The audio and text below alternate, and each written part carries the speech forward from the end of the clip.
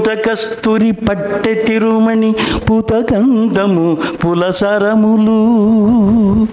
నుదుట కస్తూరి పట్టె తిరుమణి పూతగంధము పులసరములు.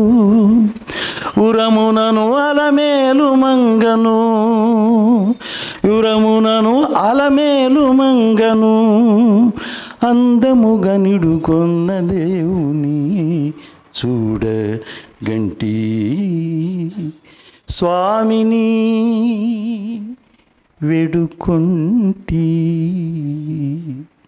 శంఖచక్రము విల్లనంబులు మునలు పొత్సల బాకు వంకియు. బొగ్గు బగ్గిట మీద పొదగిన మాణిక్యంబును బిరుదు దట్టియు.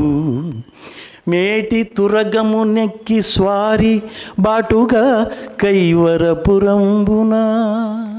మేటి తురగము నెక్కి స్వారి బాటుగా కైవరపురంబున.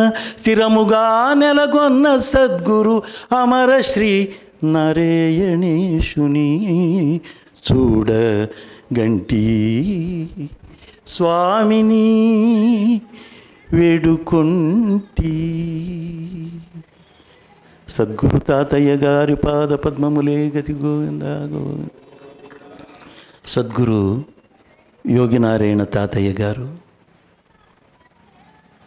పరమాత్ముడైన కలియుగ దైవమైన వెంకటేశ్వర స్వామిని మానసమందు అంటే సగుణ నిర్గుణోపాసాలు నిర్గుణోపాసములో దర్శించి ఆ 7 కొండల వాణి అంటే ఆధారం నుంచి సహస్ర చక్రాలని సహస్రానికి చేరే విషయాన్ని పరమాత్ముడు సహస్రారంలో ఉండే విషయాన్ని ఈ కీర్తనల ద్వారా ఇలాంటి కీర్తన మహాపురుషులు ఎందరో మన భారతదేశంలో పుట్టారు.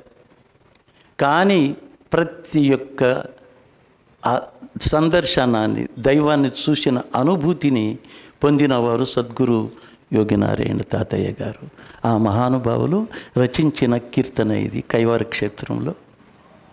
ఇలాంటి ఎన్నో కీర్తనలు సద్గురు యోగినారాయణ తాతయ్య గారు రచించి ఉన్నారు.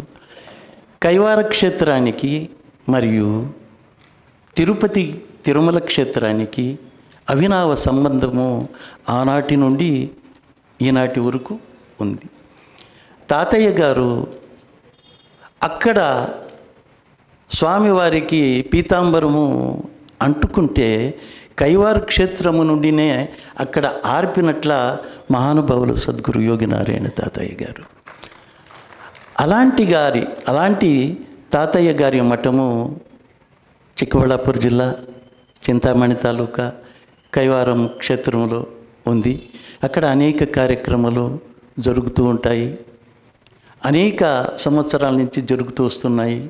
పూజ్య మాజీ అంటే దివంగత మహానుభావులైనట్ల ఎంఎస్ రామయ్య గారు పరమ భక్తులుగా వచ్చి అక్కడ ఆ కార్యక్రమాలంతా సుసూత్రంగా జరపడానికి ఎంతో సాహసించారు.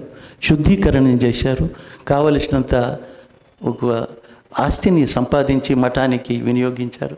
ఆ తర్వాత ఆ కుటుంబస్తులే అయిన పూజ్య ధర్మాధికారులు జయరాం దాసులు గారు ఇప్పుడు ఆ కార్యక్రమాలంతా కూడా వారి బాటలో పెద్దోళ్ళు వేసిండట్ల బాటలో దాన్ని తీసుకొని వైభవంగా భక్తిపూర్వకంగా ప్రతిరోజు చేసుకొని వస్తూ ఉన్నారు.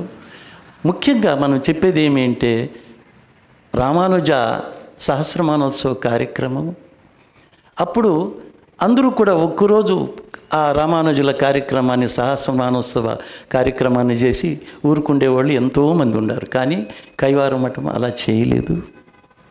1 సంవత్సరం పాటు ప్రతి తాలూకాలో పోతన భాగవతాన్ని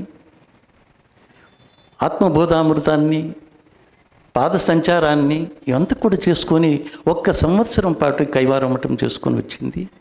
అలాగే తిరుపతికి కైవారం నుంచి కూడా సుమారు 4000 మంది భక్తులు భజనతో పాటు కాలనడక మాత్రం కాదు భజన చేసుకుంటూ తిరుపతికి 13 రోజులు వెళ్ళిన సందర్భం ఉంది. అది మహోన్నతమైన ఘట్టము. అలాంటి మఠము కైవర క్షేత్రం. ఈ కైవర క్షేత్రానికి చాలా అనుబంధం ఉంది. కైవర క్షేత్రానికి చాలా భక్తిపూర్వకమైనట్ల ఒక అనుభవాలు ఉన్నాయి. ఈ యొక్క అవకాశాన్ని ఇచ్చినట్ల పూజ్య ధర్మాధికారులకి పాదాలకు నమస్కారం చేస్తూ ముందటి కార్యక్రమం నడపాలని ప్రార్థన చేస్తాం.